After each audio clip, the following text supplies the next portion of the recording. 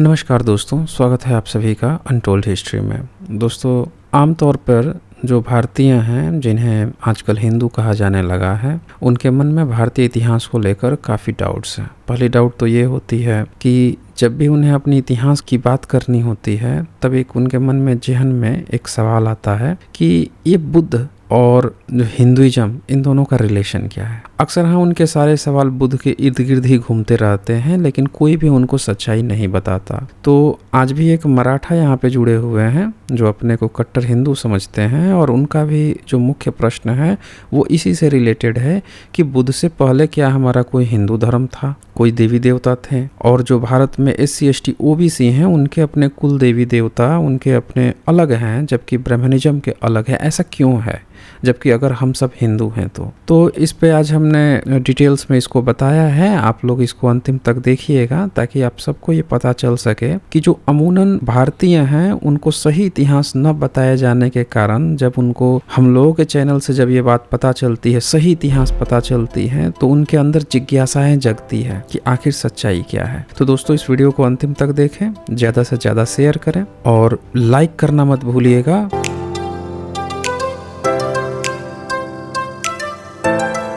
हाँ जी, बोलिए भगवा। हाँ, मेरा सबसे पहले नमो बुद्ध है। ओके जी, नमो बुद्धाय।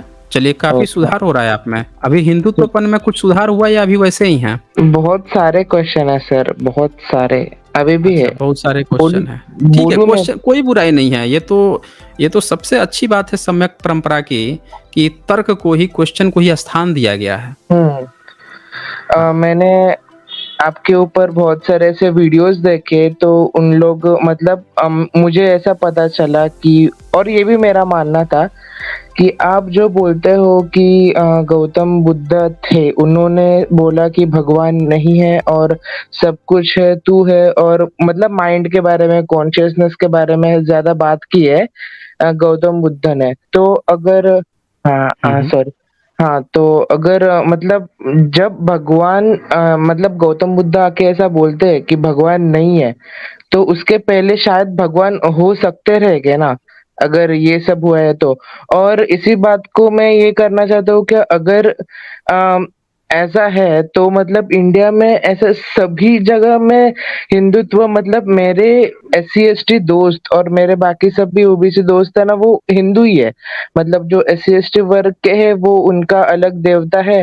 वो कोई लोग गणपति को पूजते हैं, कोई लोग स्वामी समर्थ को पूजते हैं। मतलब आपके ही जात के, आपके ही कास्ट के लोग हैं जो हिंदू देवताओं को पूजते हो, तो ऐसा क्यों है? ये मेरा क्वेश्चन है। अगर बुद्धिस्ट है तो ऐसा क्या हुआ कि सभी बुद्धिस्ट खत्म हो गए इंडिया में से? जवाब। हाँ जी, आपने बड़ा अच्छा क्वेश्चन उठाया है। चले, आपका जवाब मैं दे देता हूँ। सबसे पहले तो आपका ये वाला जो सवाल था कि भाई क्या बुद्ध के पहले भगवान थे कि नहीं थे, यही था ना आपका सवाल? हाँ। तो यहाँ पे एक सवाल खड़ा होता है ना, बहुत अच्छा सवाल खड़ा होता है। पता नहीं आप लोग कैसे नहीं सोच पाते हैं। सबसे पहले तो ये सोचने की जरूरत है कि भाई बुद्ध से पहले अगर कोई बुद्ध वो थे, भगवान वगैरह थे, बुद्ध से पहले अगर कोई भगवान थे तो सबूत खोजना पड़ेगा ना भाई। सबसे पहले तो सबूत खोजना पड़ेगा कि अगर थे तो भैया सबूत ला के दे दीजिए। भाई बुद्ध की मूर्तियां मिलती है तो बुद्ध से पहले कौन कौन से भगवान की मूर्ति मिलती है? बुद्ध के 2600 साल पहले जो हैं, उसके पहले कौन सी मूर्ति मिलती है, उसका सबूत होना चाहिए ना। अगर नहीं सबूत दे रहे हैं, अगर कोई सबूत नहीं दे रहा है, तो इसका मतलब ये है कि वो कल्पना कर रहा है। उसी तरह से जैसे ईश्वर की कल्पना करके बैठा हुआ है, उसी तरह से ईश्वर की कल्पना करके बैठा हुआ है। तो ये चीज आपको समझनी पड़ेगी कि पहले जो लोग ये सवाल उठा रहे हैं उनको सबूत देना पड़ेगा कि बुद्ध से पहले कौन से बुद्ध थे। जहां तक बुद्ध मार्ग की बात है कि भाई वो किसी उसको मानते थे कि नहीं मानते थे, तो मैं आपको एक इनके त्रिपिटक का हवाला दे सकता हूं कि इनके त्रिपिटक में, जिसको ये लोग कहते हैं कि बुद्ध को नकारते थे, उस पे उनकी क्या टिप्पणी है वो मैं आपको एक बार शेयर करके दिखा देता हूं। वो साइड भी आपको थोड़ा सा जानना चाहिए कि बुद्ध ने जिस तरह के ईश्वर की जो आप लोग सोच रहे हैं उस पर जो बातें कही है उन्होंने, वो किस तरह की बातें कही है। लोग सोचते हैं कि उस समय कोई ब्रह्मा विष्णु महेश था, तो भैया सबूत दे दो ना, हम तो खोज रहे हैं हम लोग, कि दे दो कि बुद्ध से पहले ब्रह्मा विष्णु महेश थे। अगर तुम्हारे ब्रह्मा विष्णु महेश, राम तो होगा ना, राम अगर बुद्ध से पहले था, कृष्ण तो पहले था बुद्ध से, तो बुद्ध से पहले का दिखा दो एक भी राम का, कृष्ण का। राम कृष्ण का तो कहीं मिलता नहीं है। जब बुद्ध से पहले था तो लोग जानते होंगे ना उसको, सबूत दिखाना चाहिए इनको। वो तो पहली बार जाता कथा में आता है। अगर बुद्ध से पहले ब्रह्मा विष्णु महेश था तो उसका ही सबूत दे दो। आज मूर्ति फोटो बना के दिखा रहे हो तो उस समय क्यों नहीं बनाते थे? नहीं जानते थे क्या कोई लोग? पूरा भारत बुद्ध में, जमीन से बुद्ध ही बुद्ध निकल रहे हैं। ब्रह्मा विष्णु महेश राम कृष्ण दुर्गा काली, इसको कोई जानता ही नहीं था। ये तो पूछना पड़ेगा ना, आपको भी अपने अंदर खोद के पूछना पड़ेगा कि भैया क्यों नहीं है, इसका मतलब हम लोग नहीं जानते थे क्या? ये पूछना पड़ेगा ना। देखिए यहाँ पे मैंने आपको शेयर किया हुआ है, इसमें होता क्या है कि यहाँ पे कहानी ना, ये दृष्टि ईश्वर या ब्रह्मा द्वारा रची गई है, तो हाँ में उत्तर देते हैं। जब मैं उनसे पूछता हूँ कि ये बहुत सारी जो है बातें यहाँ पे आती हैं, इनका मैं थोड़ा सा वो दिखा देता हूँ। हाँ, ये बुद्ध जो है अपने दिघ निकाय है, ये दिघ निकाय के पथिक सुत, तो उसमें ये हिंदी अनुवाद है, तो इसमें ये मत सोच लीजिएगा कि इनके ब्रह्मा की बात हो रही है। ये देखिए क्या लिखता है, तो हम बुद्ध को ब्रह्मा अथवा ईश्वर की सृष्टि रचना के मुद्दे पर अपने विचार प्रस्तुत करते हुए पाते हैं। ये जो लेखक है वो ये दावा कर रहे हैं कि बुद्ध जो है उस समय का जो बम्भ था, बुद्ध को ही बम्भ कहा जाता था। ये लोग थोड़ा सा नहीं समझ पाते हैं ये लोग, क्योंकि बम्भ विहार मिला है जिसमें बौद्ध भिक्षु रहते थे, और वही बम्भ विहार जो है बमहन बना है, और वही बमहन जो है बौद्ध भिक्षुओं में ही बमहन और समन होते थे। बमहन मतलब विद्वान जो होते थे, तो वो भी ये लोग नहीं समझ पाते हैं। तो देखिए इसमें जो ब्रह्मा या ईश्वर ये लोग कहने के प्रयास करते हैं, क्योंकि त्रिपिटक का अनुवाद ब्राह्मण किया है ना सारा सारा, तो सारा ब्राह्मण जो है अपना ब्रह्मा कुछ कुछ उसमें थोप देता है, दिखाता है ऐसे है कि जैसे उसकी चीजें पहले से थी, तभी तो वो वेद को पुराना सब दे पाएगा ना। वो जिसने भी त्रिपिटक का अनुवाद किया वो सारे के सारे ब्राह्मण थे, और सबके मन में क्या था, वेद को इसे पुराना साबित करना है। तो ये जबरदस्ती इस तरह का नौटंकी वाले शब्द लाते हैं। देखिए अब क्या कहते हैं, बुद्ध क्या कह रहे हैं, भार्गव यहाँ कुछ श्रमण ब्राह्मण ऐसे हैं, देखिए यहाँ पे श्रमण अब ब्राह्मण लिख दिया, पाली में ब्राह्मण नहीं होता है, बमन होता है, ब्राह्मण लिख दिया। ऐसे हैं जो इस मत को ही यह सृष्टि ईश्वर या ब्रह्मा द्वारा रची गई कहते हैं। ये इन्होंने लिख रहे हैं कि रची हुई कहते हैं, ही श्रेष्ठ मानते हैं। जब मैं उनके पास जाकर पूछता हूं कि क्या आप लोग यह मानते हैं कि सृष्टि ईश्वर या ब्रह्मा द्वारा रची गई है, तो वे हाँ में उत्तर देते हैं। जब मैं उनसे पूछता हूं कि आप अपने इस मत की पुष्टि कैसे करते हैं, तो वे सिद्ध करते हैं कि वे कोई उत्तर नहीं दे पाते और मुझसे ही प्रश्न कर लेते हैं जब मैं उन्हें बताता हूं। तो ये जो है ना, ये लेखक ये बता रहे हैं कि इनके त्रिपिटक में इस तरह की कुछ चर्चा आई है कि जो लोग ये कल्पना करते हैं कि कोई किसी व्यक्ति, कोई ईश्वर वगैरह या कोई भी शक्ति ऐसी है जिसने ये दुनिया बनाई है या कुछ बनाई है, ऐसी लोग कल्पना उस समय भी करते थे।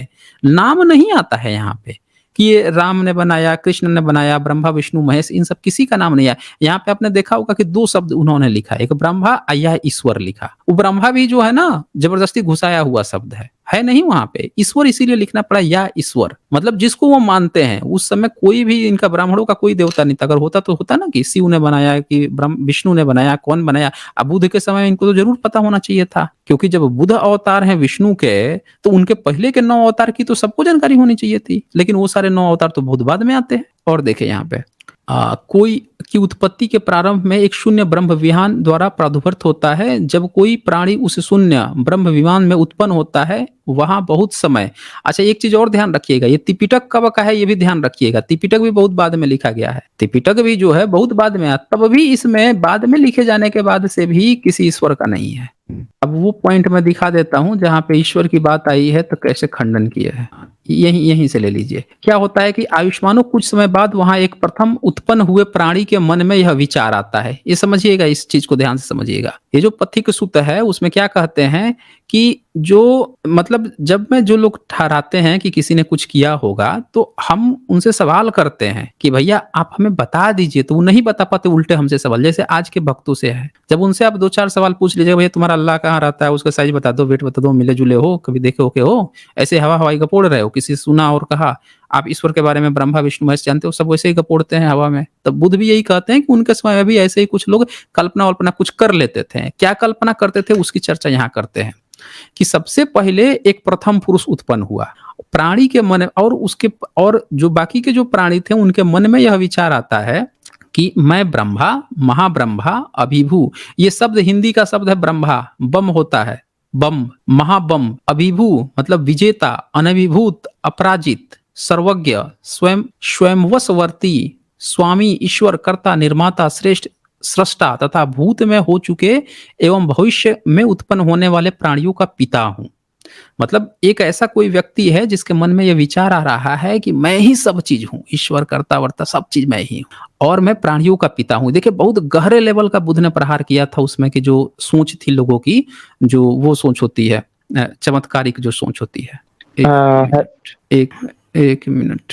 हाँ हाँ, तो मेरे ख्याल से आप सुन पा रहे होंगे मुझे। हाँ, सुन पा रहा हूँ। हाँ, तो यहाँ पे देखिए कितनी गहरे लेवल की चोट करते हैं ये, उस पे इंसानों पे नहीं चोट कर रहे हैं। ईश्वर ईश्वर जो है ना, वो ईश्वर की जो व्यक्ति ऐसा सोच रहा है, कल्पना कर रखा है कि कोई एक व्यक्ति होगा जो सोचता है कि इसके अंदर इतने सारे गुण होंगे, यही करता है, यही निर्माता है, यही क्रिएटर है, यही ये बना दिया, वो बना दिया, वो सारी बात खुद यहाँ पे कर रहे हैं। त्रिपिटक के माध्यम से भिक्षु ने दिखाया है। वो ये भी सोच रहे हैं कि जो जिसको ये बता रहे हैं वो सभी प्राणियों का पिता है। एक कौन सोच रहा है? वही ईश्वर। अब देखिए कितने गहरे लेवल में ठोकेंगे अभी आगे देखिए। क्योंकि मैंने ही इन प्राणियों की सृष्टि की है, वो व्यक्ति सोच रहा है जिसको ये लोग बता रखे हैं कि कोई ईश्वर है, वो क्या सोच रहा है? मैंने ही इन सारी सृष्टियों की रक्षा की है। यहाँ पे आप किसी को भी डाल लीजिए, अल्लाह को डाल लीजिए, गॉड को डाल लीजिए, या ब्रह्मा विष्णु महेश, किसी को भी डाल लीजिए जो ऐसा सोचता है। वह कैसे? सवाल यहाँ करते हैं, वह कैसे? बुद्ध पूछ रहे हैं वो कैसे? भाई कैसे इतने सारे गुण तुम्हारे अंदर है? तुम ईश्वर हो, तुम कर्ता हो, निर्माता हो, श्रेष्ठ हो, सृष्टा हो, भूत हो, ये हो, सब चीज हो, कैसे भाई? वह ऐसे कि मेरे ही मन में पहले यह बात पैदा हुई थी कि अरे देखा कितना भयानक रूप से मारे। यहाँ पे क्या मार रहे हैं कि क्योंकि तुम्हारे मन में ऐसे विचार पैदा हो गए, पहली बार पैदा हो गए कि तुम ही सब चीज हो, इसीलिए तुम हो। कुछ दूसरे प्राणी भी यहाँ आए, अतः मेरे मन के संकल्प के उत्पन्न होने के कारण ये प्राणी यहाँ आए। अब चूंकि दूसरे प्राणी यहाँ पे इसलिए आ गए क्योंकि इनके मन में ये विचार आ गया कि मैं ही करता हूँ, सृष्टि हूँ, ये हूँ, वो हूँ। अब इनके मन में विचार आ गया कि अब दूसरों को पैदा करें, तो ये दूसरे भी प्राणी यहाँ पे पैदा हो गए, उनके सोचने भर से पैदा हो गए। ये बहुत गहरे लेवल की फिलॉसफी जो है, इसका हिंदी अनुवाद में पढ़ रहा हूँ आपको, ये समझिएगा अभी कैसे बुद्ध ने उस समय खंडन किया था। अगर उस समय राम कृष्ण होता ना, ब्रह्मा विष्णु महेश होता, तो उनका नाम लेके ये खंडन करते। लेकिन चूंकि जिसने अनुवाद किया है ब्राह्मण ने, वो बार बार ब्रह्मा ब्रह्मा इसलिए यहाँ पे डाल दिया है, बम होता है कि ये दिखा सके कि इनका वेद और ब्रह्मा पहले से था। हालांकि इनके वेद में कहीं ब्रह्मा शब्द नहीं है, प्रजापति की बात है या ऐसे कुछ शब्द है। और देखिए, और जो प्राणी वहां बाद में उत्पन्न हुए, मतलब जो आप लोग दावा करते हैं कि भाई ईश्वर ने सारे प्राणियों की जन्म लिया, तो बुद्ध क्या कह रहे हैं? पहला एक प्राणी था जो अपने को ये घोषित कर लिया, वो भी प्राणी ही है ना। अगर ईश्वर है तो कोई प्राणी ही होगा। तो उसके बाद से बाकी जो प्राणी उत्पन्न हुए, उनके मन में भी यह विचार उठता है कि यह ब्रह्मा, महाब्रह्मा, विभू, अनिभूत, सर्वज्ञ, स्वामी, ईश्वर, कर्ता, निर्माता, श्रेष्ठ, सस्ता, शक्तिशाली, भूत भविष्य के प्राणियों का पिता है। यानी जो आज के डेट में जो जितने लोग हैं जिनके मन में यह पैदा होता है कि भैया हाँ कोई एक और प्राणी है जो सबसे पहला प्राणी है, ठीक है ना, वो जो सबसे पहला प्राणी, ईश्वर को भी ये प्राणी के रूप में कह रहे हैं, तो इनके भी मन में पता है हाँ इसीलिए वो हम सबका पिता है, क्योंकि पहले सबसे पहले वो आया, इसीलिए सबका बाप वही है। ये लोगों के मन में ऐसा विचार पैदा होता है। इसी ने हमें यहाँ उत्पन्न किया है, कह रहे हैं इसी ने हमें यहाँ उत्पन्न किया है। सब लोग सोचते हैं, आप लोग भी सोचते हैं, सारा धार्मिक सोचता है, चाहे ईसाई हो, चाहे मुस्लिम हो, चाहे ब्राह्मण धर्मी हो, सब यही सोचता है। और देखिए तो बुद्ध क्वेश्चन कर रहे हैं, कैसे भाई कैसे? वह ऐसे कि इसे जब हम उत्पन्न हुए तभी से देख रहे हैं, हम तो बाद में पैदा हुए, इससे पहले से ही था, यह तो पहले से ही था। समझ गए कितना खतरनाक मारे हैं यहाँ। कह रहे हैं ये सब जितनी भी बातें हैं कि भाई वो क्रिएटर है, इसके बिना ये नहीं हो सकता, वो नहीं हो सकता, ये सब इसीलिए है क्योंकि जब हम उत्पन्न हुए हमसे पहले ही बहुत सारे लोग ये मान रहे थे।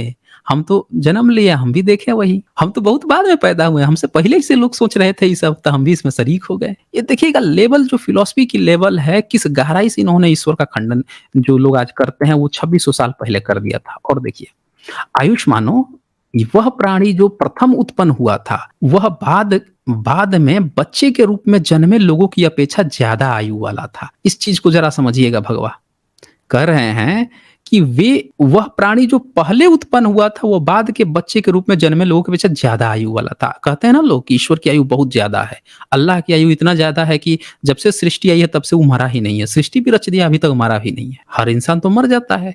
हमने तो जितनी चीज को देखा है हर चीजें नष्ट हुई है। अरे यहाँ तो निर्जीव चीजें भी नष्ट हो जाती हैं। हिमालय पर्वत को आए हुए अभी लाखों साल हुए हैं, वो तो बहुत बाद में बना है। कितने कितने समुद्र सूख गए, समुद्र नहीं मतलब कई नदियां सूख गई, समुद्र के पानी के लेवल घट गया, कहीं पे बढ़ गया। तो ये चीज़ आप देखिए निर्जीव चीज़ों में ही परिवर्तन होता है। तो ये यहाँ पे भी बोल रहे हैं कि जो पहला था वो सबसे ज़्यादा आयु वाला था बाद के लोगों से, अधिक रूपवान था। कहते हैं ना लोग कि हमारा तो ईश्वर जो हैं, जो जन्म लिए थे वो बड़ा सुंदर थे, बड़ा ये थे। सारी बातें त्रिपिटक में लिखी हुई है, देख लीजिए। अधिक रूप काटी गई है, इनका काट मतलब मौज ली गई है। अधिक अनुभव प्रभाव वाला था। बाद में जन्म के बच्चे आयु के रूप में अल्प प्रभाव वाले थे। मतलब हर बच्चा जो है, जो ईश्वरवादी है, वो अपने को कम आंकता है। अपने पूर्वज जो कि ज़्यादा वो लोग थे, कम बुद्धि वाले थे, कम क्रिएटिव थे, उनको ज़्यादा वो सोचता है कि बहुत ज़्यादा वो लोग थे, महान थे। ईश्वर भी उसी में शामिल हो जाता है, क्योंकि वो पहला प्राणी है। और देखिए वे बाद में जन्मे ऐसे कहते हैं, अब जो बाद में जन्मा है, जैसे हम लोग आज की डेट में, हम लोग बाद में ही तो जन्मे हैं ना, तो जो धार्मिक होगा वो क्या कहेगा, सुनिएगा इस चीज़ को। यह जो ब्रह्मा बाबा, महाब्रह्मा, परदादा, पिता है, जिसने हम सबको उत्पन्न किया है, वह नित्य ध्रुव शाश्वत निर्विकार और अविनाशी है। मतलब बाद का बंदा जो है, जो नहीं देखा है अपने पूर्वज को कुछ को, वही ये सब बात कह रहा है कि अविनाशी है, क्रिएटर है, ये है, वो है। फिर उसके लिए तरह तरह के तर्क बना लेता है, खुद से ही गढ़ लेता है, रोज गढ़ता है। और उसको 50 100 1000 लोग हेल्प करते हैं रोज तर्क गढ़ने में, कि हमको ना किसी तरह उसको मानते रहना है, क्योंकि हमारे पूर्वज मान के आए हैं। तो वह पिता है जिसने हम सबको उत्पन्न किया है। सब कहते हैं, चाहे ईसाई हो, मुस्लिम हो, चाहे ब्राह्मण धर्मी हो, सब कहते हैं कि कोई पिता है, उसी ने हमको उत्पन्न किया है, क्योंकि वो सब सुनते आए हैं।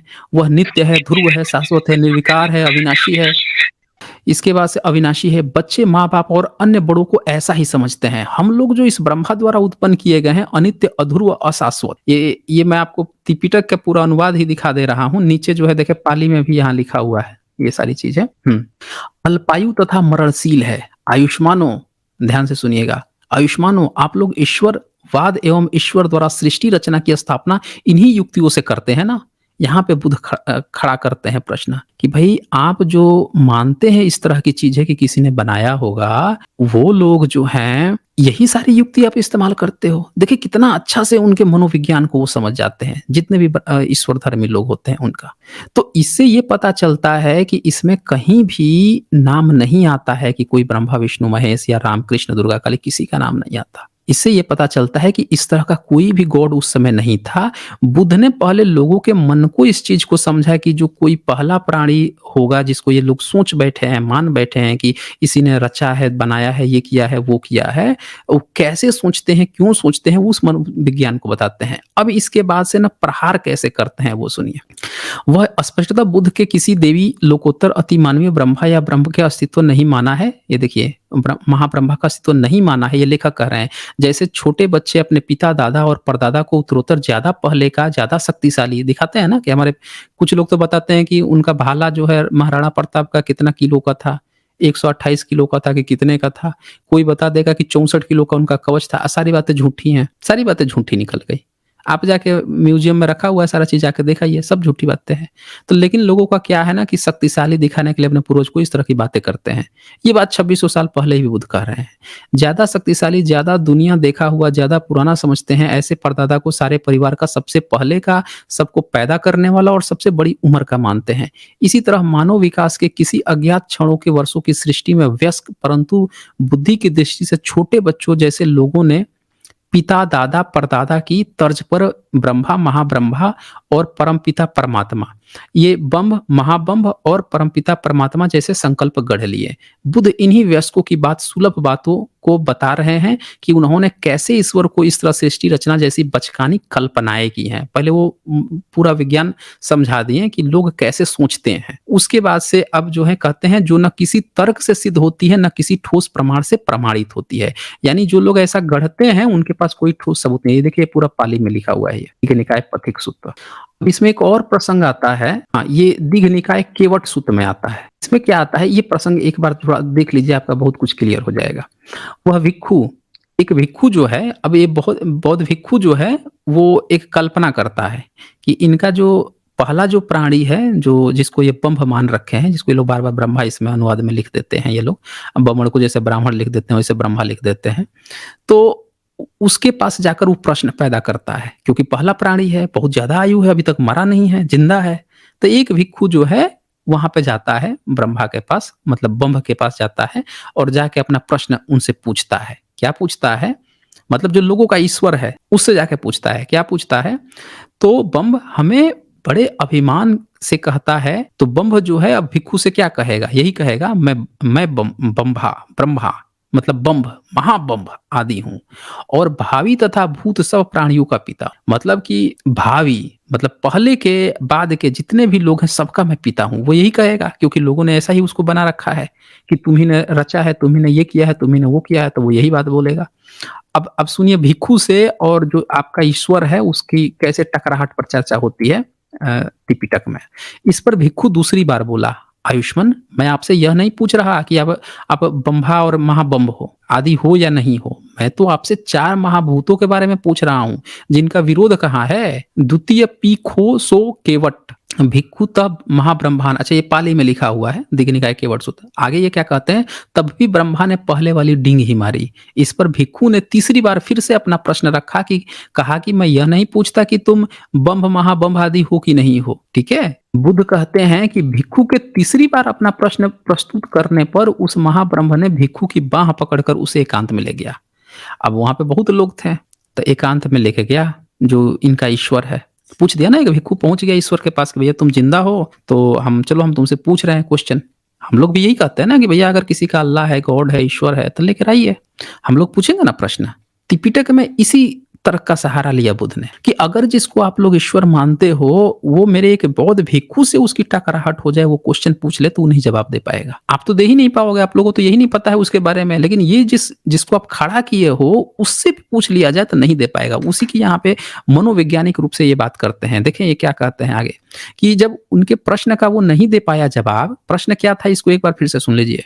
प्रश्न इसने किया कि भाई 4 महाभूत होते हैं, पृथ्वी होता है, अग्नि होता है, जल होता है, वायु होती है। आकाश को ये नहीं मानते थे शुरू में, आकाश को बाद में बहुत बाद में ऐड किया ब्राह्मणिकल सिस्टम आने तक। और आकाश कोई मटेरियल नहीं होता, जबरदस्ती का इन लोगों ने मूर्खतापूर्ण बातें की है। 4 ही होते हैं।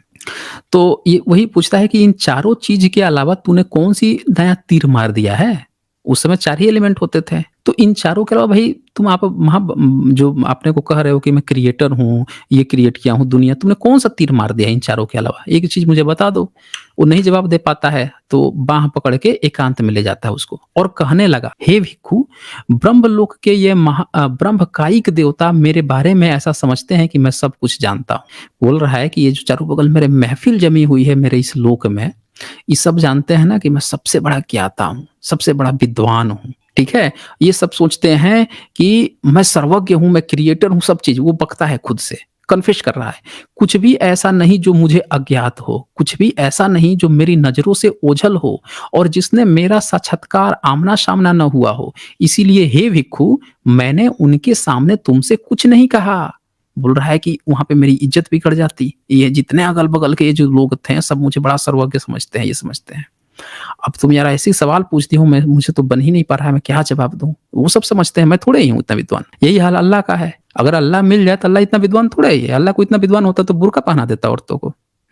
उसको इतना विद्वान होता, इतना चतुर होता, इतना शक्तिशाली होता तो मोहम्मद साहब जो हैं वो अपने अंतिम दिनों में बुरी मौत मारे जाते हैं। जहर खा लिए, क्या खा लिए, इतने 6-6 महीना तक बेड पर पड़े रहे, जाके कुआं घूम रहे थे, जाके इतना इलाज करवा रहे थे, हार पाच के फिर कह रहे हैं, आयत उतार रहे हैं कि भैया आप पूछ रहा है अल्लाह आओगे या जाओगे। मतलब ये पब्लिक को ये वो देना पड़ रहा है, आयत उतारनी पड़ रही है कि आओगे कि जाओगे। हदीसों वगैरह में वर्णन है। फिर ऐसा से कहते हैं कि वो जो सूफिया है किसी हदीस में कह रहे हैं कि उसने मुझे जहर खिला दिया, उससे मेरी नस कट गई है, ठीक ही नहीं हो रही है, ये हो रही है, वो हो रही है। अरे भैया अल्लाह इतना चतुर होता तो उन्हीं का इलाज करवा देता है। अल्लाह इतना चतुर होता तो अभी तक सारी मुसीबतें खत्म हो गई होती। तो नहीं है चतुर ना, लोगों ने बना रखा है, हवा फैला रखा है कि बड़ा शक्तिशाली है, नमाज पढ़ लोगे खुश कर देगा। कोई कह रहा है 72 हुर दे देगा, कोई कह रहा है कि तुमको जहन्नम में झोंक देगा। अरे वो बहुत अगर है तो बेवकूफ है। त्रिपिटक में यही चीज तो दिखाया गया है। सीधे बात करा दिए हैं कि जिसको तुम लोग मानते हो उसी को मेरा भिक्षु एक पकड़ के 2 सवाल पूछ दिया तो उसको नहीं देने आया, जवाब नहीं दे पाया, 2 सवाल का जवाब नहीं दे पाएगा। तुम लोग हवा बना रखे, वो क्रिएटर है। इसको कहते हैं मनोविज्ञान। बुद्ध ऐसे नहीं हावी हुए थे दुनिया पे। बुद्ध ने उस मनोविज्ञान के लोगों को पकड़ लिया कि लोग कैसे सोचते हैं। और देखें, कुछ भी ऐसा नहीं है जो मुझे अज्ञात है, ऐसा लोग सोचते हैं। कुछ भी ऐसा नहीं जो मेरी नजरों से ओझल हो और जिसने मेरा साक्षात्कार अपना आमना सामना न हुआ हो। इसीलिए हे भिक्षु, मैंने उनके सामने तुमसे कुछ नहीं कहा, परंतु हे भिक्खु यह है कि मैं भी नहीं जानता कि ये चारों पृथ्वी, जल, वायु व अग्नि महाभूत, देखिए चारों की बात आई है, बुद्ध मार्ग में ये चार होते हैं। ब्राह्मणों ने एक अपना बेवकूफ़ी प्रदर्शित करते हुए बाद में उसमें आकाश जोड़ लिया था। हम जानते हैं कि आकाश का वो छोर नहीं होता, ना कोई एलिमेंट होता है वो। तो ये महाभूत तत्व कहाँ जाकर पूरी तरह निरुद्ध होते हैं? भिक्खु, यह तुम्हारा ही दोष है, तुम्हारा ही अपराध है कि तुम भगवान बुद्ध को छोड़कर बाहर दूसरों के इस कठिन प्रश्न का उत्तर जानना चाह रहे हो। देखा आपने? त्रिपिटक में साफ-साफ कह दिया, ईश्वर भी हाथ खड़े कर दिया कि भैया बुद्ध ही सबसे बड़े वो हैं, भगवान हैं, ठीक है ना? बुद्ध ही सबसे बड़े भगवान हैं, वही इस कठिन प्रश्न का उत्तर दे सकते हैं, हमारे बस की बात नहीं है। और देखिए, तुम उन्हीं भगवान के पास जाओ और उन्हीं से यह प्रश्न करो, वे जैसा बताएँ वैसा ही धारण कर लो। भैया हमारे बस की बात नहीं है, लोगों ने हमको इतना महान बना रखा है। यही हाल जो है ब्रह्मा, विष्णु, महेश, ईश्वर, अल्लाह, गॉड सबका यही हाल है। किसी के पास कुछ नहीं है, सब हाथ खड़े कर देंगे अगर 2 सवाल आप पूछ दो तो। अच्छा। चलें, तो इस तरह से मतलब आपको एक चीज़ समझ में आ गया ना कि त्रिपिटक में जो आपसे ये लोग बेवकूफ़ बनाते हैं कि ईश्वर पर मौन थे बुद्ध, बेवकूफ़ बनाते हैं ना हाँ, पब्लिक में, ये हाँ, झूठी हाँ। बात है। दरअसल वो त्रिपिटक पढ़े ही नहीं है। ये केवट सूत का है ये। ये देख लीजिए, इसमें मैंने दिखाया आपको केवट सूत का था, इसके पहले वाला जो मैंने दिखाया पथिक सूत का था ये। देखिए मतलब दिव्य निकाय केवट सूत 111। अभी मेरा मतलब एक थियरी है, तो आप देखिए मतलब कैसा है ये। मतलब पुराने ज़माने में, बुद्ध के ज़माने में एक आइडिया थी भगवान के बारे में, तो बुद्ध सबको ने रही होगी ना। हाँ? अरे भाई भगवान भगवान का आइडिया नहीं था, यही तो आपको समझना पड़ेगा। इसमें भगवान का आइडिया का मतलब आपका आइडिया थोड़े हो गया। भगवान आपका मतलब अभी ब्रह्मा, भगवान विष्णु, कौन महेश है? नहीं। ब्रह्मा, तो विष्णु, नहीं है महेश तो नहीं। जब ब्रह्मा विष्णु महेश नहीं है तो आपका हिंदू धर्म नहीं हुआ ना फिर। हाँ, इसका मतलब मतलब आपका आप हिंदू धर्म नहीं था। वो तो मैं स्टार्टिंग में ही आपसे हाँ। हाँ, आप तो पूरी अब बातें तो बात आती सुनिए है, ना। मैं नहीं सुन लिया हूँ, समझ लिया हूँ आप क्या कहना चाहते हैं। दरअसल देखिए, भक्त जब परेशान होता है ना, तो उसको समझ में नहीं आता है कि कैसे वो सवाल रखे। वो कभी इतने हताश हो जाते हैं, भारत के जो ब्राह्मणवादी लोग हैं, वो आइंस्टीन का उदाहरण देने लगेंगे। कहेंगे कि आइंस्टीन किसी मैं तो ईश्वर नहीं को हूँ मानते हैं। ब्राह्मणवादी। नहीं, आप मैं ब्राह्मणवादी हो या नहीं हो, आप में सुधार आ रहा है तो बड़ी अच्छी बात है। पहली बार तो आप लगे थे, लेकिन अब अगर सुधार आ रहा है, आप समझ पा रहे हो हम लोग की स्ट्रीम को, हम लोग की चीज़ों को, काफ़ी अगर सुधार आ रहा है, तो स्वागत है आपका। नहीं, तो मतलब अ, मेरा पॉइंट ऑफ व्यू हाँ, क्या है कि मैं तो पहले से ही हुँ। ब्राह्मण विरोधी हूँ, क्योंकि मेरे मतलब मैंने बहुत सारा ये लेकिन आप देखा धार्मिक है। को पकड़े हो ना, हाँ, आपका हाल धा पता है क्या है? नहीं, मैं बता रहा हूँ आपका हाल क्या है भगवा। आपका हाल ये है कि आप ब्राह्मणवादी को तो गाली देते हो, उन्हीं के जो बनी-बनाई चीज़ है ना, उसको पकड़ के रखते हो, जैसे विवेकानंद थे।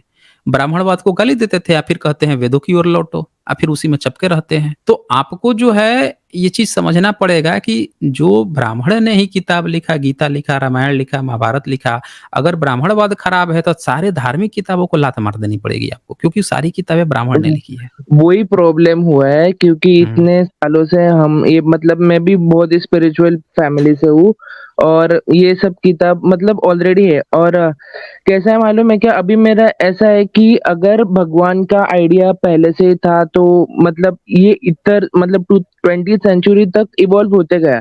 पहले वेदों में शिव कृष्ण वगैरह नहीं थे, तब चलो अभी तक इवॉल्व होते गया, वो आते गया। नहीं, नहीं था तो कृष्ण, कृष्ण था उसमें, वेद में कृष्ण था, कृष्ण की इंद्र हत्या कर देता है ना, उसकी बीवियों के पेट चीर के, फाड़ के, कृष्ण को उल्टा लटका के गर्दन काट देता है, उसका बहुत बुरी तरह से मारता अरे, है। अरे, अरे, अरे! हाँ, हाँ, हाँ, हाँ, नहीं पढ़ा है क्या आपने वेद? ऋग्वेद में है। ऋग्वेद में इंद्र जो है अपने 10,000 सैनिकों के साथ जाता है और जाकर हाँ, घेर लेता है कृष्ण को। कृष्ण एक पानी के नदी के किनारे रहता है, तो उसको फिर क्या करता है, कब्ज़ा करता है, पकड़ के लाता है, उल्टा टाँगता है कृष्ण को। उसकी जितनी बीवियाँ थीं, उन सारी बीवियों को गर्भवती रहती हैं कुछ, सबके पेट फाड़-फाड़ के मारता है और इसको उल्टा लटका के इसकी गर्दन काट देता है, कृष्ण की। अच्छा। फिर और हाँ। विष्णु जी के बारे में भी ऐसा ही कुछ तो है ना? नहीं, वो विष्णु-विष्णु का उसमें ज़्यादा चर्चा नहीं है, नाम ही जो है इनका बड़ा अलग-सलग सा, ये तो जानबूझ के वेदों के शब्द को उठा के आप पुराण से जोड़ने की कोशिश करते हैं, लेकिन पुराण का वेद से कुछ लेना-देना नहीं है। पुराण पूरी में तरह से बुद्ध मार्ग की किताब को, बुद्ध मार्ग की शिल्प कला को ब्राह्मणवादी ढांचे में लिखने के लिए पुराण लिखे गए थे। जितनी इन लोगों की किताब है ना, पुराण हो गया, वेदांत हो गया, इवन वेद भी जो है इसलिए लाया गया ताकि त्रिपिटक का जो 3 शब्द है ना त्रिपिटक, उसको मिटा दिया जाए। इसके लिए इन्होंने समझौता तक कर लिया, 3 वेद बना दिए इन्होंने। इनके 4 वेद होते हैं, लेकिन इन्होंने 3 वेद कहना शुरू कर दिया कि हमारे त्रिवेद है, ताकि लोग त्रिपिटक, त्रि शब्द भूल जाएँ। 3 जो है ना त्रिपिटक, वो शब्द भूल के 3 वेद कहने लगे। ये इतना धूर्त थे। हर शब्द बुद्ध की चीज़ों को खत्म करने के लिए, शिल्पकला को खत्म करने के लिए शब्द-शब्द पे कब्ज़ा, मूर्ति-मूर्ति पे कब्ज़ा, कहानी पे कब्ज़ा, झूठी कहानी। इसीलिए तो ब्राह्मणों का इतिहास मैच नहीं करता ना, आर्कियोलॉजी खोदो तो बुद्ध निकलते हैं और कुछ और गपोड़ कहानी सुनाया रहता है। एक भी ब्राह्मण ने आज तक कोई कहानी सुनाई हो जिसका आर्कियोलॉजिकल एविडेंस मिल गया हो? आप बता दो मुझे। वो सारी किताब जितनी उसने लिखा है, सब गपोड़ किताब लिखा है, इसीलिए लिखा है क्योंकि उसको भारत का इतिहास नहीं पता है। वो बाहर का है ना, आया है यहाँ पे। यहाँ पे क्या था, क्या चीज़ था, उसको थोड़े पता है। बस उसने देखा सामने कि अच्छा बुद्ध ने ये मूर्ति बनाई है। अच्छा ये जो है लात से बुद्ध को ढक रहा है, तो चलो उसको बुद्ध की जगह हटा के एक वो सबको अनपढ़ तो बना ही दिए हैं, पढ़ेगा लिखेगा नहीं, मूर्तियाँ-वूर्तियाँ छुपा-छुपी ही दिए हैं, तो चलो अब वो कर देते हैं। एक नई कहानी सुना देते हैं कि राक्षस था, उसको मार दिया था बड़ा अवतार, इसलिए राक्षस को मारने के लिए उतरे थे। ये थोड़ी दिखाएगा कि बुद्ध के सर के ऊपर लात रखा हुआ है वो। तो तो फिर ये झूठी कहानी है उसकी। हे भगवत जी एक हेलो चीज़ सवाल का जवाब दो मुझे, एक सवाल का मुझे जवाब दो।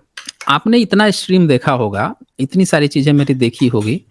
आप एक चीज़ बताओ, ब्राह्मणों के जो धर्म ग्रंथ है, रामायण, महाभारत, गीता, उपनिषद, वेद, इनको उठा के कूड़े में फेंक देना चाहिए कि नहीं फेंक देना चाहिए? ये बताओ मुझे। हेलो, आवाज़ आ रहा है? हाँ। बिल्कुल आ रहा है। हाँ, मतलब मैं ऐसा तो नहीं कह सकता कि पूरा का पूरा ग्रंथ उठा के फेंक देना चाहिए।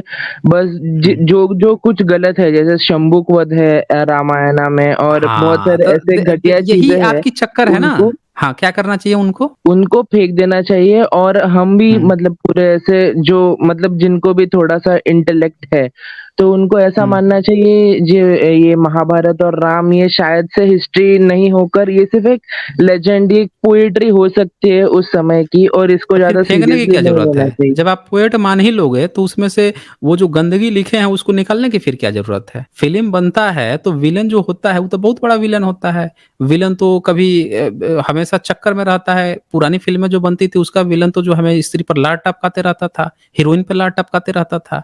इसका मतलब ये थोड़ा है कि अब फ़िल्म बनेगा तो उस विलेन को हटा दो या हीरोइन को हटा के फेंक दो, फिर फ़िल्म बनाओ, ऐसा नहीं होता है। अरे जब वो फ़िल्म है तो उसमें अच्छा चरित्र भी होगा, खराब भी होगा, फेंकने की क्या ज़रूरत है? या तो पूरे के पूरे उसको ये साबित कर दो कि आपका रामायण जो है एक गपोड़ ग्रंथ है, वेद गपोड़ ग्रंथ है, उपनिषद गपोड़ ग्रंथ है, लेकिन आप लोगों को ये करने में सबकी फट जाती है ब्राह्मणवादियों की। आपने कहा कि आप ब्राह्मणवादी नहीं हैं, फिर भी आप देखिए डर रहे हैं। आप कह रहे हैं कि शंभुक वध हटा दो। आप सीधे कहो ना कि आप ब्राह्मणों के ग्रंथ, ब्राह्मणों को तो गाली दोगे। आपका हाल पता है कैसे है? मैं बता रहा हूँ कैसा हाल है। आपका हाल है जो बाबा साहब ने एक किताब लिखी थी कास्ट ऑफ एनिहिलेशन 1936 में। तब एक वो जात-पात तोड़क आंदोलन एक चला था उस समय। जितने भी ओबीसी लोग थे या कुछ सवर्ण लोग थे, इन लोगों ने मिलकर एक संस्था बनाया जात-पातक तोड़क, और इनका ये कहना था कि हम भारत से जातिवाद तोड़ के फेंक देंगे। तो और ये संस्था उस समय कार्यरत थी, आज का जो हरियाणा पंजाब है वहाँ पे कार्यरत थी। तो इन्होंने बाबा साहब को कहा कि हम आपको ना अपना इस में आगे बढ़ते हुए, वहाँ पे बी संत राम जी थे। ये सुना है कि नहीं सुना है? या मैं आपको बता रहा हूँ, दोबारा बता दीजिए। भगवा नहीं, जी। नहीं सुना है, नहीं सुना है। हाँ, तो सुनिए, आपको सुनना चाहिए। दरअसल मैं आपको एक चीज़ समझ गया हूँ कि आपका जो चीज़ है ना, आपको थोड़ा-सा समझने की ज़रूरत है। आप लाइन पर आ सकते हैं। शायद आपको भारत का इतिहास सही से नहीं पता है, आपको दूसरी जगह से फँसाया गया है। मैं आपको बताता हूँ। तो बी संत राम जी जो थे, वो पिछड़े वर्ग से आते थे। वो इसका ज़िम्मा सँभाले हुए थे। तो उन्होंने क्या किया कि बाबा साहब को ऑफ़र दिया कि हम लोग जब जात-पात तोड़क आंदोलन कर ही रहे हैं, तो आपको हम अपना अध्यक्ष बना के और वो कराएँगे, ऑर्गेनाइज़ कराएँगे, और अभी हमारा अधिवेशन होने वाला है, कुछ समय तक हम इसको टाल देते हैं, आप इसको स्वीकार कर लीजिए। तो बाबा साहब तो नहीं बनना चाहते थे, बोले कि ये जात-पात तोड़क आंदोलन भी इसी तरह से ब्राह्मणवादियों की तरह ही होगा, ये होगा, लेकिन बार-बार रिक्वेस्ट करने पर वो मान गए। उन्होंने अपना लेटर वो कर लिया, बना लिया कि हम यही चीज़ भाषण देंगे।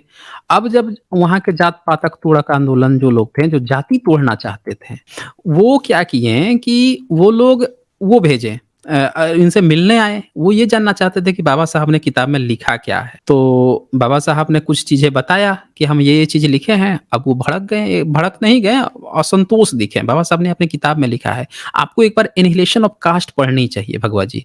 आपका स्पिरिचुअल भूत जो है ना, वो सारा दूर होके भाग जाएगा। एक बार आप मैं कहता हूँ कि आप लोग बाबा साहब की किताब एक बार पढ़ना शुरू कीजिए। अगर आपको भारत में वास्तव में अगर स्पिरिचुअल ज्ञान जाना चाहते हैं आप वास्तव में चाहते हैं कि स्पिरिचुअल ज्ञान से सारे भारतीयों को फ़ायदा हो, तो देश की 90% 85% जनसंख्या को अगर नहीं फ़ायदा होगा, तो आपका स्पिरिचुअल ज्ञान किस बात का है? आप अगर स्पिरिचुअल अपने को मानते हैं, तो सबसे बड़ा आपका चीज़ है कि पूरे भारतीयों की प्रॉब्लम को आप देखिए।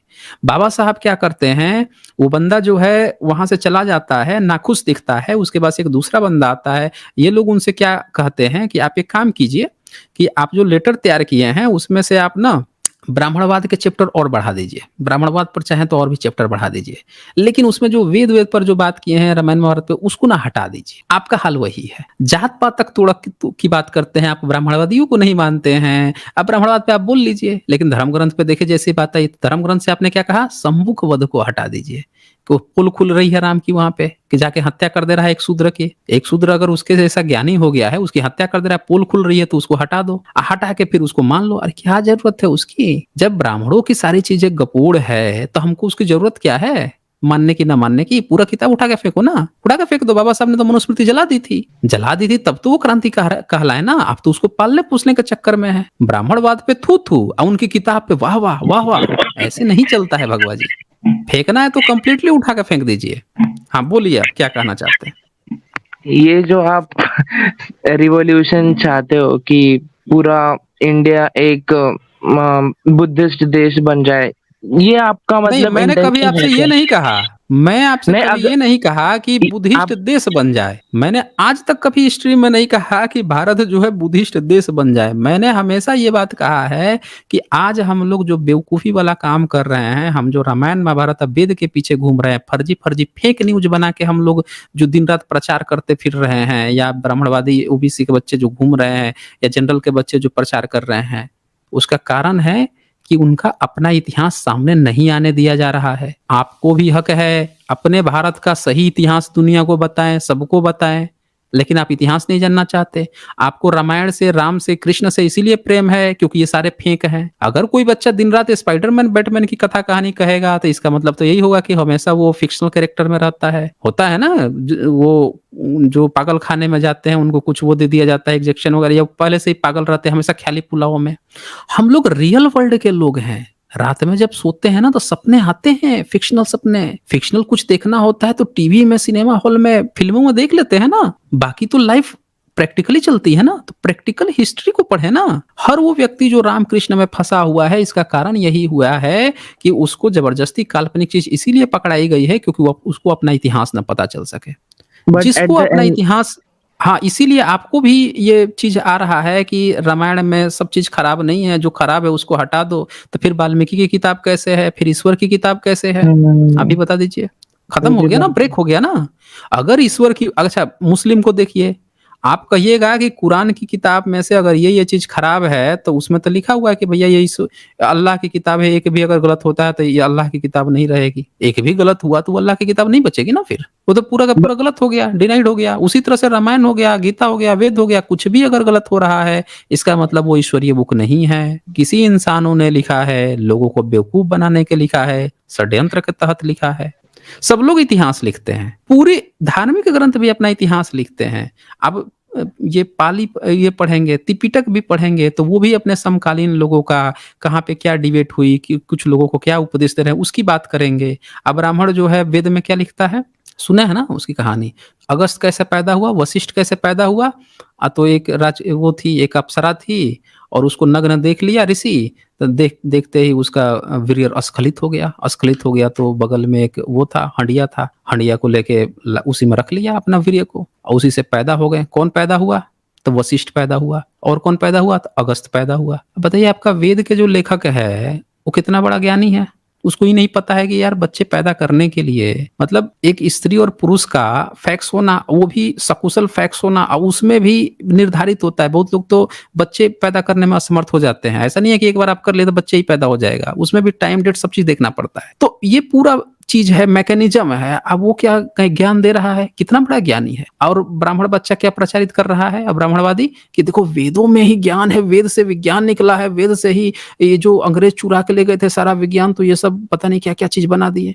अबे यही सब कहानी पढ़ के गए थे हैं, कि एक अप्सरा को देख के एक ऋषि का वीर्य टपक गया, घड़े में रख लिया, तो उससे दो बच्चे पैदा हो गए, एक वशिष्ठ पैदा हो गया, एक अगस्त पैदा हो गए हैं। और वही अगस्त और वेद जो है, अगस्त और वशिष्ठ जो है वो रामायण में भी आता है। वही अगस्त और वशिष्ठ जो है रामायण में राम का बनता है, और रामायण हो गया त्रेता युग में है, 10 साढ़े 10 लाख साल पहले, 14 लाख साल पहले, 17 लाख साल पहले। अब वेद हो गया 1 अरब 96 करोड़ साल पहले, और उसमें का वसी उस पैदा हो रहा है, उसमें पैदाइश की कहानी उसमें बताई जा रही है। तो हमें एक चीज समझना पड़ेगा कि ये सारे धर्म ग्रंथ जो है कुछ बेवकूफों के द्वारा लिखे गए हैं। आपको स्पिरिचुअल जो ज्ञान आप जो कह रहे हो ना, वो भी चोरी का माल है। असल स्पिरिचुअल ज्ञान जो है वो बौद्धों का होता था। फिलॉसफी कहते हैं ना इसको। स्पिरिचुअल का क्या मतलब होता है? स्पिरिचुअल का आप डेफिनेशन बता सकते हैं भगवा जी? भगवा हाँ हेलो, अबे आवाज आ रहा है? आ रहा है, आ रहा है। आप, मैं कह रहा हूँ कि आप बता सकते हैं स्पिरिचुअल का क्या मतलब होता है? अभी ये स्पिरिचुअलिटी के बारे में बता बता मतलब बोलने जाओ तो मैं वही बोलूंगा जो मैंने सदगुरु के वीडियो से सुना है, और आपने आपके प्रीवियस वीडियो में सदगुरु को डिबंक किया है। बहुत ही कंफ्यूजन है अभी। अब ये बताइए आप कि आप एक ऐसे व्यक्ति का हवाला दे रहे हैं, सदगुरु का आप हवाला दे रहे हैं। आपको पता है ना कि वो गपोड़ी लाल हैं सदगुरु। एक पत्थर को दिखा के 5000 साल पुराना तुर्की देश में एक पत्थर को, गोल अंडाकार पत्थर था, उसको दिखा के उसने शिवलिंग बता दिया। वो शिवलिंग होता है। और रुद्राक्ष की माला उस पर फेर रहा था। रुकिए, वो फोटो खोजता हूं मैं, कहीं कहीं ना कहीं तो पड़ा ही होगा। तो आप बताइए, उस व्यक्ति का आप रेफरेंस लेंगे तो सच्चाई तक पहुंच पाएंगे आप? मैं इसीलिए तो मैं आपसे नहीं कहा। मेरा अभी भी वही मतलब थोड़ा एक ही लास्ट क्वेश्चन है कि अगर बुद्धिज्म इतना थ्राइव था इंडिया में, तो अभी तक मतलब क्यों नहीं है? मतलब पूरे मतलब मेरे अगल बगल में कोई भी बुद्धिज्म नहीं फॉलो कर रहा है, और मतलब इससे भी पूर्वी नहीं फॉलो करता था। अम्बेडकर के बाद ही ये सब SC ST के लोगों ने बुद्धिज्म अडॉप्ट करना चालू किया।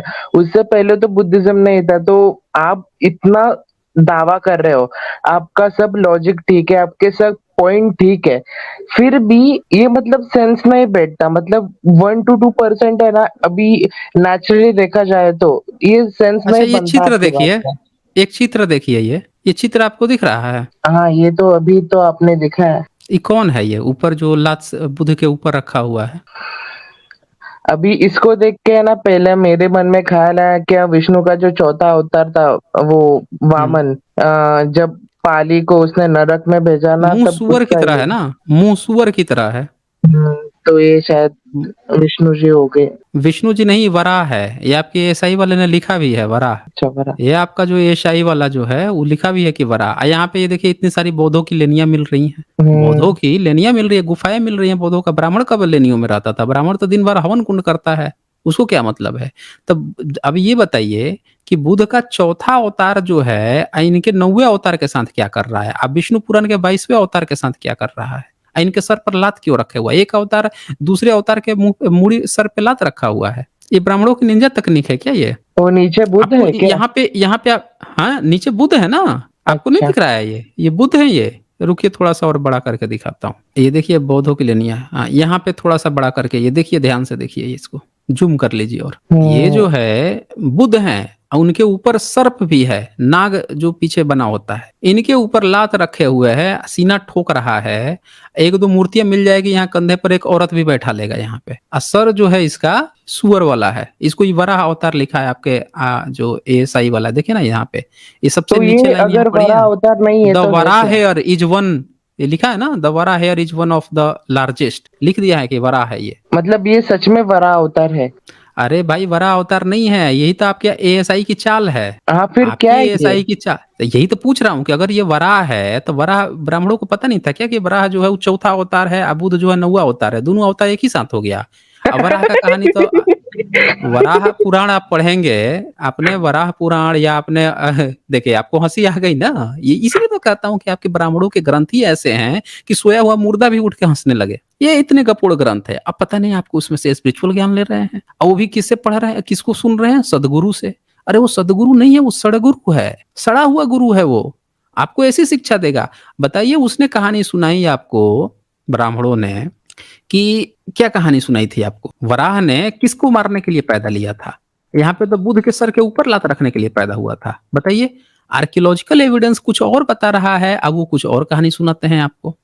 इससे आप लोगों को नहीं, शक नहीं पैदा होता। आप लोग मुझ पर शक करने आते हो, लेकिन आपको जो है इस पर शक नहीं पैदा होता। आप पर शक नहीं है। बस अभी ये हुँ। बता दो, अब ये वराह नहीं है तो और ये क्या है? क्या हो सकता है? वही मैं तो कहा तो कि वराह वराह की तरह बनाया हुआ है, लेकिन जितनी भी बुध की ये स्ट्रीम आपने देखा कि नहीं था ध्यान से? जो सांकेतिक जो मतलब होते हैं। अच्छा, अच्छा समझा। मतलब कुछ तो सिंबॉलिक रिप्रेजेंट करता है ये।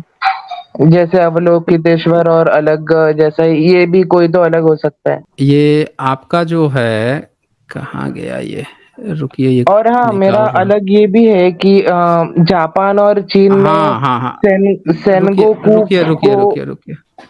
रुक जाइए, थोड़ा-सा आपका सद्गुरु वाला जो है ना, वो थोड़ा दिखा ही दूँ आपका। बोल रहे थे कि आपके सद्गुरु से आप ज्ञान लेते हैं। वो सड़गुरु जो है, पब्लिक को कैसे बेवकूफ़ बना रहा है, पब्लिक को पता चलनी चाहिए ना ये। ये शेयर किया मैंने, ये देखिए ये, लाइन से इमेज भरे पड़े हैं। 4700 ईयर्स ओल्ड टेम्पल, यहाँ पे एक गोलकार सा ऐसे पत्थर दिखा रहा है, सद्गुरु यहाँ बैठा है, रुद्राक्ष की माला लेके फिरता है। ये शिवलिंग आपको लग रहा है, अंडाकार पत्थर है, तुर्की का है।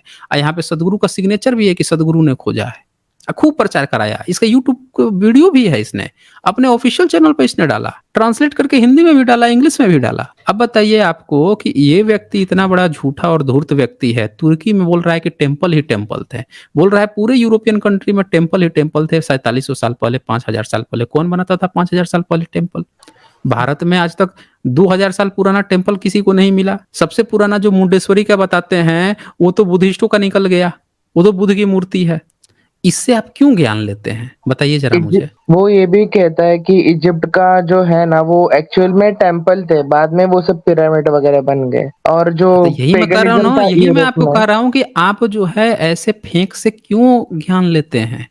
नहीं, नहीं, इतना वो जरा तो अभी इतना बड़ा जो फेंकू व्यक्ति है, ऐसे फेंकू व्यक्ति से जब आप ज्ञान लेंगे, तो आपका क्या लेवल रह जाएगा? ज्ञान हमेशा ही ऐसे जगह से लिया जाता है जहाँ से आपको कुछ नई चीज़ है या कोई रिसर्च बेस्ड चीज़ है आपको जानने को मिले।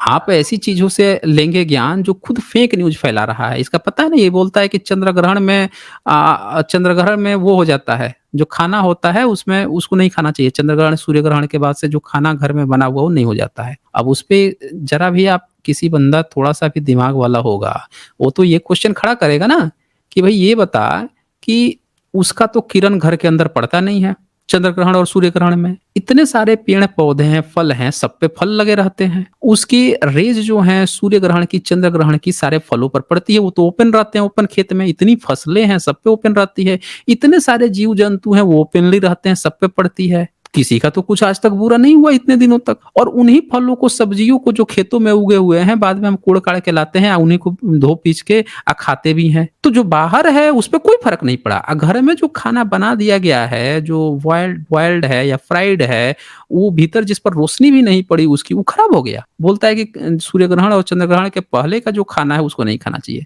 अब बताइए ऐसे ढोंगी पजामे के की बातें आप देखते हैं, कितनी शर्म की बात है।